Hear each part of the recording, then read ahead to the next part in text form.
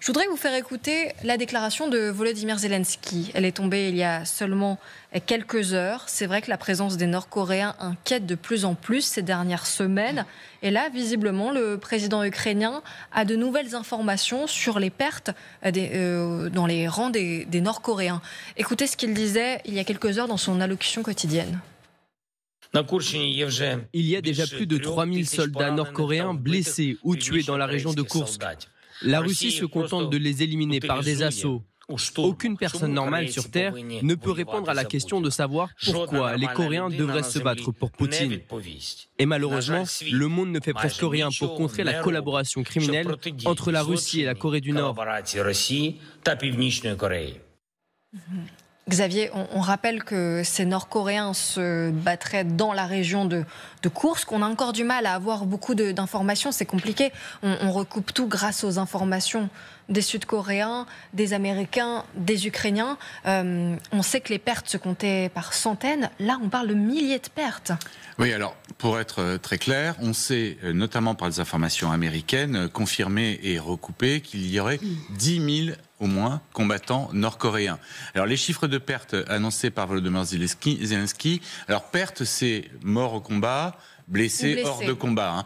Et il dit 3000, on avait des informations sud-coréennes, les services sud-coréens suivent ça d'extrêmement près, hier, qui nous disaient 1100 nord-coréens hors de combat. Où est la vérité entre les deux, on ne sait pas. Ce qu'on comprend, c'est que ces hommes sont arrivés dans cet enfer de course que sans bien savoir ce qui s'y passait. Et notamment quelle était cette guerre extrêmement moderne, notamment de par la présence des drones qui s'y déroulaient et qu'ils n'ont pas été franchement formés pour ça. Ils n'ont pas combattu depuis les années 50. Ce sont des forces soi-disant d'élite, mais qui ne se sont jamais confrontées à la guerre. Donc des pertes, évidemment, il y en a. On estime aujourd'hui qu'en moyenne, les Russes perdent sur tout le front, pas uniquement à Koursk, 1000 hommes par jour. Donc les chiffres annoncés sont dans une valeur qui est à peu près crédible. 3000, ça paraît beaucoup, mais ça doit être quelque part par là. Et de toute façon, d'ici quelques semaines, quelques mois, ces combattants nord-coréens auront quasiment tous disparu ou alors seront dans des hôpitaux. On a d'ailleurs des images des hôpitaux où on a pu les voir et où on a pu voir que c'était vraiment des Nord-Coréens. Ce sont des images qui ont été transmises par les services ukrainiens et c'est vrai que sur ces vidéos, les personnes qui sont dans l'hôpital les Russes sont leur ont présentées donné comme nord-coréennes. des papiers russes et Zelensky nous a même raconté que certains visages avaient été rendus inidentifiables, notamment en étant brûlés. Mais ça, effectivement, c'est extrêmement difficile à vérifier parce que autant côté de la guerre en Ukraine, les reporters arrivent à travailler, autant dans l'oblast de Koursk, c'est très très compliqué. Et les Russes font tout pour dissimuler cette présence nord-coréenne qu'ils aimeraient voir grandir au fur et à mesure. On annonce que 100 000 soldats pourraient être au final donnés, en quelque sorte, par le régime nord-coréen. Arnaud Levaux, un mot sur cette annonce qui a été faite par Volodymyr Zelensky.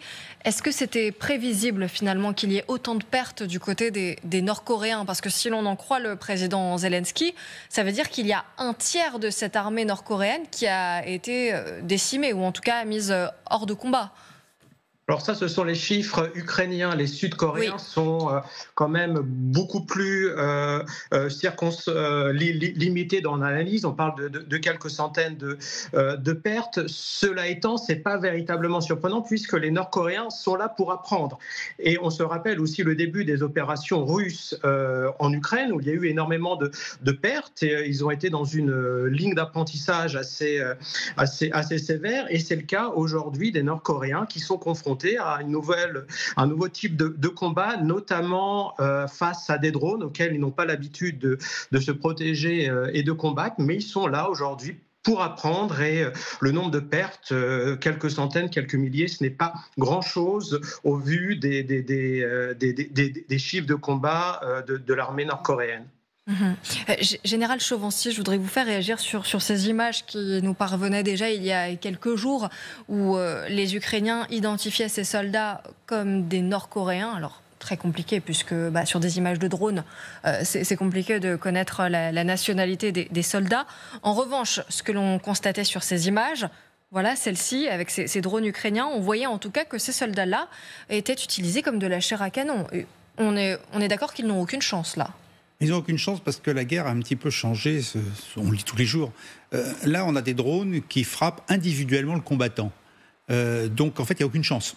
Parce que la technologie tue l'homme ou le blesse d'une manière imparable aujourd'hui. Ça, c'est le premier point.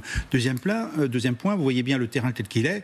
Dès lors qu'on envoie des combattants sur une telle ligne découverte, finalement sans protection, sans pouvoir se dissimuler, comme on nous l'a appris nous, il y a des pertes. Vous voulez dire que c'est le b.a.-ba, en fait, de ne pas se... Le b.a.-ba, on ne passe pas dans un champ, on passe à travers les lisières, on passe par tous les mouvements de terrain.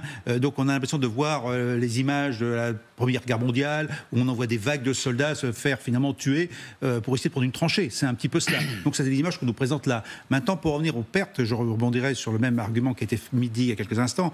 3000 morts et blessés sur 10 000, ça fait un peu beaucoup quand même. Qu'on peut admettre qu'il y en ait 1000 et encore... sait-on jamais, ça fait que finalement c'est des unités qui sont incapables de se battre aujourd'hui, parce qu'on raisonne en termes d'hommes. C'est pas comme ça qu'il faut raisonner, mais comme on n'a pas d'éléments, on se base que là-dessus. On raisonne comment? On raisonne en unités de combat. Quelles sont les unités de combat qui sont organisées? Ce sont des compagnies, ce sont des régiments, c'est de l'infanterie, c'est du char, et en fonction des pertes, cette unité collective est capable de se battre ou ne pas se battre. Donc la notion de perte dans cette affaire-là, c'est plus de la propagande. Ça ne veut pas dire ça n'a pas eu lieu, mais la question qui se pose, c'est est-ce que des unités constituées sont encore capables de se battre du côté coréen aux côtés des Russes? Et ça, on n'a pas la réponse à la date d'aujourd'hui. On n'a qu'une notion de perte donnée par l'ennemi, en quelque sorte, des Coréens. Donc voilà la difficulté d'aujourd'hui pour avoir une vision tout à fait, je dirais, objective de la question. Et puis maintenant, ce que je l'ai dit, revenons au terrain, mais ça on le dit depuis 3 ans, les pertes ne peuvent être qu'énormes dans la mesure où le terrain est extrêmement compliqué, on ne peut pas se protéger. Et puis peut-être un dernier point aussi, c'est que on est dans une logique aujourd'hui d'envoi de troupes. Mais quand même, là, vous voyez, on a du fantassin. On n'a que du fantassin. On n'a que des images venant de drones. Moi, je reste un petit peu sceptique sur la réalité du combat. Parce qu'au bout d'un moment, même si c'est une armée non aguerrie, ça on l'a dit à plusieurs reprises dès le départ, c'est une armée qui n'a pas connu la guerre, vous l'avez dit il y a quelques instants, Xavier, qui n'a pas connu la guerre depuis maintenant 1953. Ils vont apprendre. Le problème, c'est que s'ils sont morts, ça ne servira pas à grand-chose. Voilà. Ils feront pas mieux que les fantassins russes, de toute façon. C'est la même logique d'emploi et ils tombent au combat de la même manière. Oui. Ce qui est remarquable sur les images, c'est qu'ils n'ont pas de tenue alpine. Ils sont en sombre sur un champ de neige. Ils n'ont pas la tenue blanche ou même ce qu'on met par-dessus sa tenue pour se camoufler. Plus ou moins. Effectivement, pour les drones, excusez-moi, mais c'est extrêmement triste à dire, surtout en ce jour qui arrive. C'est quasiment du baltrap. Ils n'ont aucune chance. Pardon, mais est-ce que c'est vraiment une surprise, Hélène Blanc, vous qui connaissez parfaitement la Russie de Vladimir Poutine notamment, est-ce que c'est si étonnant que ça de voir ce qu'il fait de ce soldat nord-coréen? On sait comment il traite aussi les soldats russes et on sait quelle valeur ce que représente un soldat russe pour lui. Donc on imagine qu'un soldat nord-coréen, ça n'a pas beaucoup de valeur aux yeux de Vladimir Poutine. Encore moins. Parce qu'il est un tout petit peu raciste. Mais enfin bon. Si vous voulez, ce qui est clair, c'est que la région de Koursk doit être regagnée au plus tôt possible. Parce que, Trump va arriver, etc. Et que si un jour il y a des négociations, Koursk pourrait servir de monnaie d'échange, en échange d'autres territoires qui pourraient être rendus aux Ukrainiens. Donc il faut absolument reconquérir Koursk. Mais si vous voulez, pour l'instant, les Nord-Coréens restent en Russie. Ce qui va poser un gros problème, c'est s'ils venaient en Ukraine. Et là, je crois qu'il faudra que la communauté européenne, en tout cas, réagisse, parce que pour l'instant, on est quand même bien silencieux, je trouve, et on aurait des choses à dire.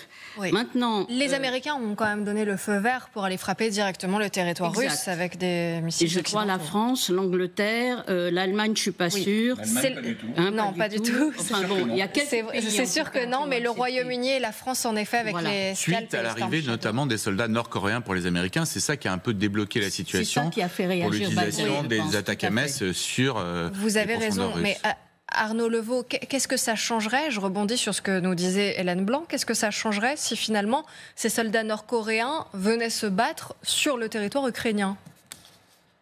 Parce qu'aujourd'hui, aussi bien du côté russe que du côté nord-coréen, il n'y a aucune confirmation officielle de l'implication des troupes nord-coréennes. Ce qui veut dire que la Russie reste le seul belligérant. Si les Nord-Coréens étaient effectivement actifs au-delà de la région de Koursk, où aujourd'hui les Russes présentent ça comme le cas d'une coopération internationale entre deux États indépendants tout à fait normal. Si les Nord-Coréens allaient au-delà du territoire russe, là effectivement il y aurait une internationalisation du conflit et la Corée du Nord essayerait de se positionner comme un interlocuteur en cas de négociation pour régler même ponctuellement le conflit au moment de l'arrivée de Donald Trump à la Maison-Blanche.